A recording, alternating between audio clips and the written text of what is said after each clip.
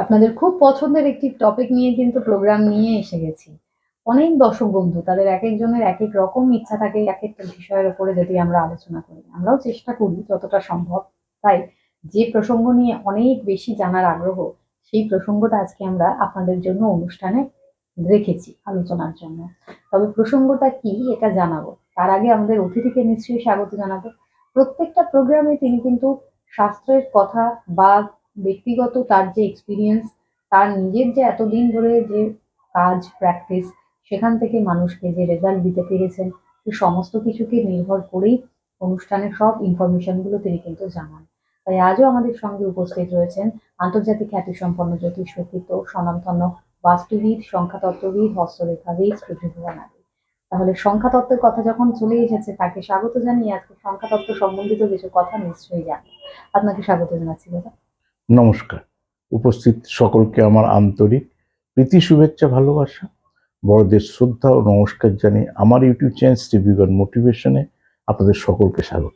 আশা করি চ্যানেলটা সাবস্ক্রাইব করা আছে, লাইক, ফলো, শেয়ার করে থাকলে ভালো, না হলেও প্রত্যেকটা প্রোগ্রামই আলাদা আলাদা আপনার বন্ধুদের সঙ্গে শেয়ার করুন, তাহলে বহু মানুষ তারা কিন্তু উপকৃত হবে। সুপর্ণা, আজ আমরা যেটা নিয়ে জানবো তাহলে সংখ্যা, অর্থাৎ এখানে আজকে লটারির কথা জানতে চলেছি।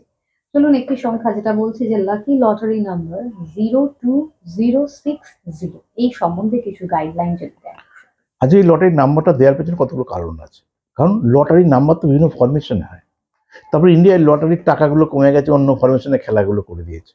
এই নিয়ে চারিদিকে আন্দোলন হচ্ছে, শুনছি লটারির সেল কমে গেছে, দোকানদাররা বলছে আমার দরকার নেই, যেরম ছিল সেরকম ফরমেশনে ফেরাও। সেহেতু যারা লটারি খেলায় আর যারা কাটে তারা ডিসাইড করবে, আমি ডিসাইড করার কেউ না। আমি শুধু প্ল্যানিংটা বলছি, লোকে সেল কমে গেলে লোকের লটারি পাবে কি করে? যেটা নাকি 9,000 টাকা ঘর ছিল সেটা 2,000 টাকা ঘর করে দিচ্ছে, তাহলে আর কি হবে? অনেক ঘর চেঞ্জ করেছে, 120 টাকা ঘরটা 300 টাকা করেছে, তাতে কি হবে? ধরুন অঙ্কের কথা বলছি একটা, আপনি একটা 5 সংখ্যায় 9,000 টাকা, 100 টিকিট কাটলে 9 লক্ষ টাকা। সেটা যদি এখন 100 টিকিট কাটবে তো না, এরকম গাধা কেউ নেই। হাইয়েস্ট পাবেন 2,000 টাকা, 2,000 ইন্টু আপনি 100 করুন, 2 লাখ টাকা। 9 লাখ টাকা যেখানে পেতেন সেখানে 2 লাখ টাকা, 7 লাখ টাকা কোম্পানির ঘরে। বুঝতে পারছি কথা? যারা টিকিট কাটে তারা এই ক্যালকুলেশনটা করে নিয়েছে যে আমাকে কিভাবে বোকা বানাচ্ছে আমাদেরকে, যে 7 লাখ টাকা ওরা ঢুকিয়ে নিচ্ছে, 18 লাখ হলে উল্টো 4 লাখ পাবো, আর ওখানে 18 14 লাখ টাকা ঢুকে যাবে, আর নিচে 50 টাকা করে বাড়িয়েছে। আর একটা 1,000 টাকা ঘর 4 অক্ষরে ওপেন করেছে। 1,000 টাকা 4 অক্ষরে ওপেন করে কি হবে? মানে এটা হচ্ছে পাবলিক, আমার কথা না বলছি, ফরমেশনটার কথা বলছি। 9,000 টাকার সঙ্গে ফার্স্ট প্রাইজে সিরিজ জুড়েছে। সিরিজ জুড়ে 5 সেমে কত পাবেন? সিরিজ জুড়ে 5 নং 45,000 টাকা পাবেন 5 সেমে। সিরিজ দিয়ে তো আপনার যে কটা সিরিজ সে কটা সিরিজে হবে। আগে একটা 5 সেম যে টিকিট থাকতো 5 সংখ্যায় 45,000 পেতেন, ওই সিরিজ দিতে একটা 9,000 টাকা পাবেন। 45 থেকে 9 বাদ দেন, তাহলে বাদ বাকি টাকাটা পুরো কেটে গেল। তো একটা আপনাকে দিচ্ছে ফার্স্ট প্রাইজের পয়েন্ট অফ ভিউ থেকে। তাহলে ভাই তার থেকে ভাই ফার্স্ট প্রাইজ হোক আমার, সিরিজ দিয়ে অমুক দিয়ে মেলে আরো ডিফিকাল্ট। এই কারণে শুনছি বলছে টিকিট কাটছে না, ইয়ে করছে না, এর মতো অনেক লোক এসছে। তা যাই হোক, এটা দারুণ একটা নাম্বার দিলাম, এটা দুটো জিনিস বোঝানোর জন্য। একটা ফাটকি লাকি নম্বর কি, সেই ফাটকা লাকি নম্বর কোন দিকে বসাবো, এটা দুটো কম্বিনেশন ফাটকা লাকি নম্বর দেওয়ার চেষ্টা করছি। এই কমন কি বলেছি, ফাটকা লাকি নম্বর সবসময় লেফট সাইডে বসাবে, এখানে যেমন 0 বাদিকে। ক্লিয়ার? তাহলে ফাটকা লাকি নম্বর 0 কখন হবে, আপনার আছে কি না, আপনার 0 না আপনার 2 না 3 না 5, সেটা আপনি দেখে বাদিকে বসাবেন। এটা একটা কমন ফর্মুলা, যে 5 সংখ্যা যত বাদিকে সংখ্যা বাড়বে, তো টাকার অঙ্কে ডান দিকের 0-র ভ্যালু আছে, বাদিকের 0 নেই, কিন্তু লটারিতে ডান দিক বাদিক 0-র ভ্যালু সব দিকে সমান। কিন্তু বাদিকে যত সংখ্যাগুলো বাড়বে তত বড় প্রাইজ হয়। যে কোনো দেশে 2 সংখ্যা, কোনো দেশে 3 সংখ্যা, কোনো দেশে 5 সংখ্যা, কোনো দেশে 6 সংখ্যা। এই যে লটারিগুলো যত বেশি সংখ্যা বাড়বে, প্রাইজের ভ্যালুটাও বেশি বাড়বে। আর যে 6 সংখ্যার লটারি আর 3 সংখ্যার লটারি, 2 সংখ্যার লটারির ভ্যালু তো এক নয়। পৃথিবীর যে কোনো প্রান্তেই যান, সব ওই হিসাবে সব ভ্যালু আলাদা। তা আমাকে মাথায় রাখতে হবে যে আমার ফাটকা লাকি নাম্বার ধরেন 0, তাহলে ব্যাকে বসলাম। যারা কিছু বোঝেন না, অত জানেন আমার নাম্বারটা 1 বা 0 বলেছি না মিডলে বসাতে, প্রবেশ করাবেন। দেখুন এখানে 20 দিয়েছি বোঝাবার জন্য, তাহলে আমার যাতে কোনো দিকে মিস না হয়। আমি জানি ব্যাগ জিরো, জিরো আমার লাকি নাম্বার, বাদিকে জিরো দিই, তাহলে 20 জায়গায় 10 হতে পারে, 30 হতে পারে, 40 হতে পারে। কেন 30 হবে, কখনো 10 হবে, কখনো 40 হবে, এগুলো আপনি যখন ব্যক্তিগতভাবে বিচার করাবেন তখন আলোচনা করবো। এটা একটু দিয়ে বোঝাবার চেষ্টা করুন। যারা ফাটকা লাকি নাম্বার জিরো জানেন তার সবসময় এরকম কম্বিনেশন সেট করবেন। আচ্ছা ধরুন আপনার ফাটকা লাকি নাম্বার 5 হতেই পারে, এরকম কম্বিনেশনে 5 বসাবেন। কিছু না বুঝলে কি করতাম, মিডলে দিতাম। আর কিছু বুঝেছি যখন ব্যাকও 5 নেবো, আমি এখানে 25-এর বই নেবো, 15 বই নেবো, 05-এর বই নেবো, 35-এর বই নেবো, 45-এর নেবো, যেখানে যেখানে 5 আছে সে বইটা নেবো, আর ব্যাকও 5 নেবো। এইটা বোঝানোর জন্য বলছি।